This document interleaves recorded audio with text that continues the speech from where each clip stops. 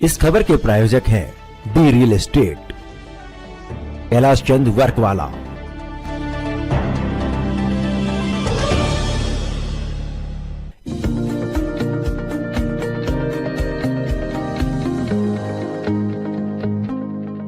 नमस्कार, आप देख रहे हैं डीकेपी न्यूज और मैं श्रुति दुबे।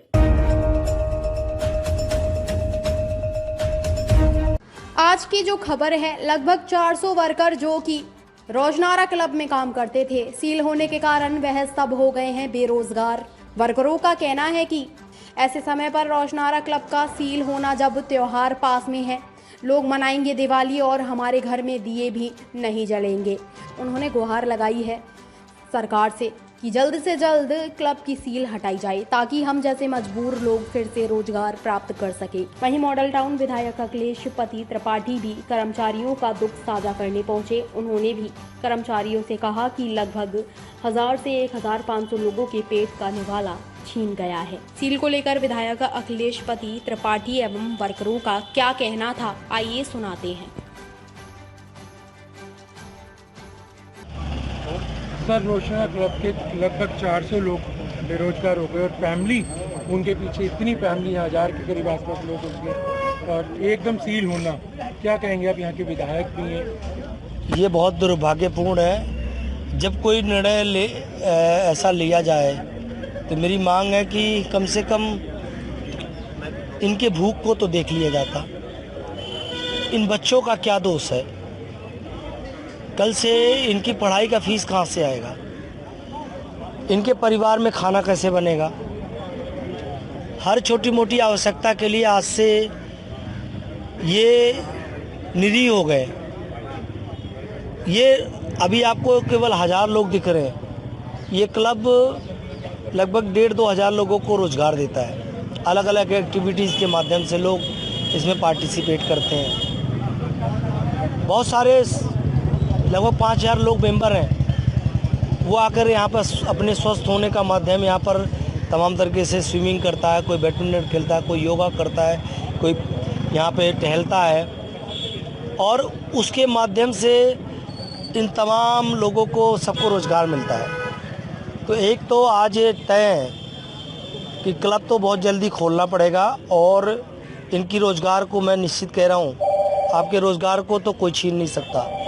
क्लब जब भी खुलेगा तो रोज़गार का हक तो आप ही को मिलेगा, लेकिन जब तक क्लब नहीं खुलता तब तक आपकी भूख का क्या प्रबंध हो।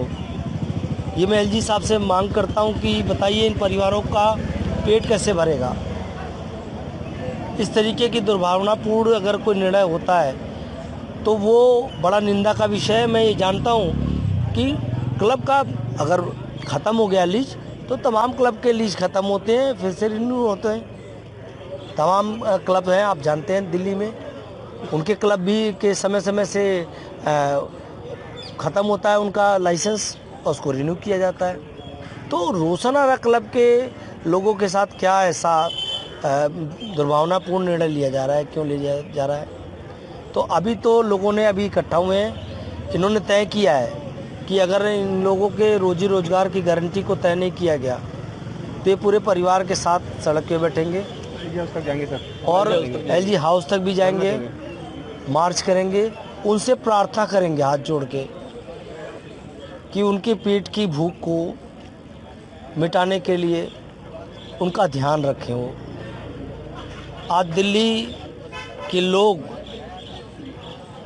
आज ये केवल ये मॉडल टाउन विधानसभा के लोग इसमें मेंबर नहीं है, दिल्ली के तमाम अलग अलग जगह से लोग मेंबर हैं।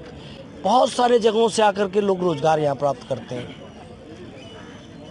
तो बहुत सारे जगह के लीडर्स भी अभी इकट्ठे होंगे, सारे मेंबर्स भी इकट्ठे होंगे, सारे इनके परिवार जो मजदूर हैं उनके सारे इकट्ठे हो रहे हैं।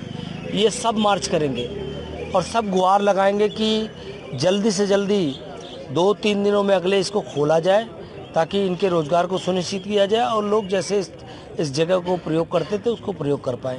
बिल्कुल सर, अभी यहाँ बात भी हुई थी, यहाँ के जो लेबर है, मजदूर है, उनका कहना यह भी था कि त्यौहार पास में आ रहे हैं दिवाली पास में है, दशहरा पास में है, और जगह दिवाली मनाई जाए और जगह दशहरा, हमारे घर पे ये सूनापन इसलिए ये क्यों किया गया?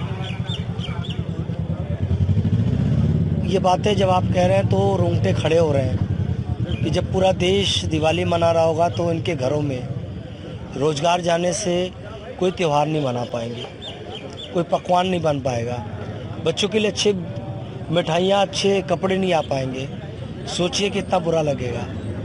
तो अभी भी समय, 1-2 दिनों में हम लोग भी जा कर के मिल रहे हैं एलजी साहब से, और मुझे लगता है कि उनको निर्णय लेना चाहिए हमारे सभी श्रमिक साथियों के, मजदूर साथियों के हित में। कोई कुक है यहाँ पे, कोई सफाई का काम करता है, कोई वेटर का काम करता है, कोई कोचिंग देता है यहाँ पर, अलग अलग एक्टिविटीज़ का अलग अलग काम है लोगों का, और इतने सारे लोग इस क्लब की वजह से जीवित रहते हैं।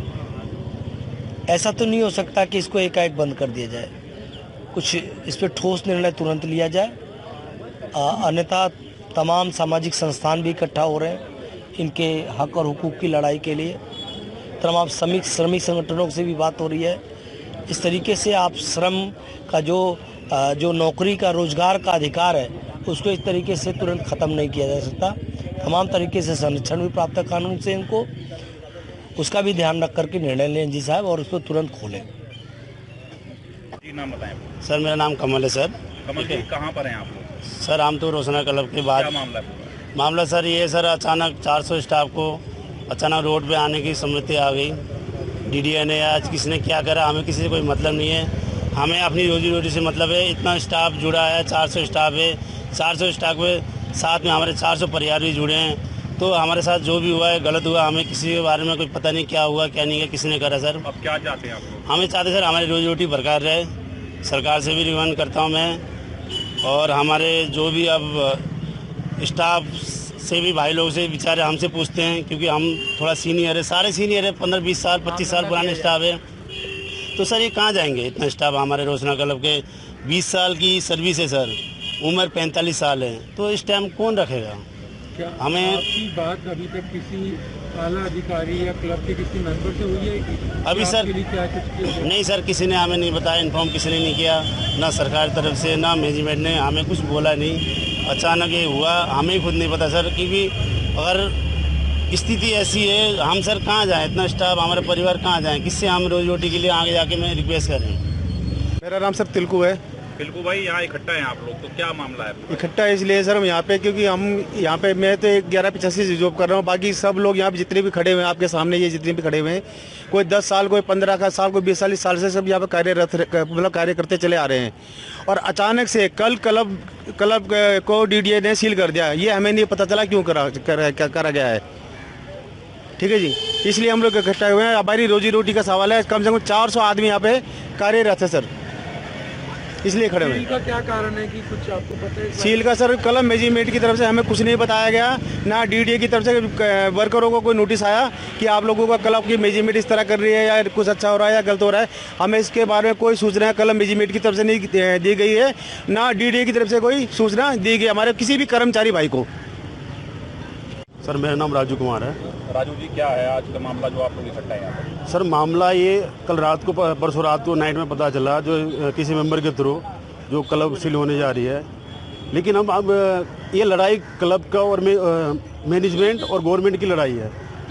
सर पे त्यौहार है, बच्चे छोटे स्कूल जा रहे हैं, हम 450 स्टाफ, उसके साथ में 450 फैमिली है सर। वो जाएंगे तो कहाँ जाएंगे?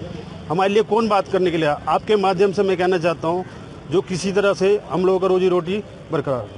क्लब को जब नोटिस आया तो आपको इस बारे में कुछ पता है कि नोटिस आया नहीं आया? नहीं सर, हम लोगों ने बताया गया हम लोगों को जो नोटिस के बारे में कुछ नहीं, कोई इन्फॉर्मेशन नहीं सर नहीं।